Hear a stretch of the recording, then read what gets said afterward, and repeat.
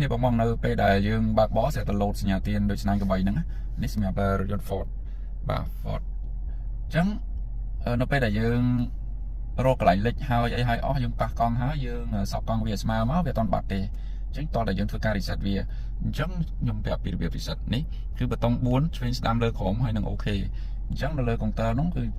យើងឃើញបែបហ្នឹងយើងចុចមកខាងឆ្វេងមកបាទហើយយើងយក try assist បន្ទាប់មកយើង select វា OK មកបន្ទាប់មកយើងឃើញពាក្យថា Thai monitor អញ្ចឹងយើងចុចលើនឹងមកហើយវាចេញថា hold OK to reset អញ្ចឹងយើង hold ប៊ូតុង OK នេះយើងចុចវាជាប់មកដើម្បីធ្វើការ reset អញ្ចឹងខ្ញុំចុចវាជាប់បាទ reset complete វាអត់បាត់ទេវាអត់បាត់ដោយសារតែឡាននេះមានបញ្ហា sensor នៅ sensor កង់អញ្ចឹង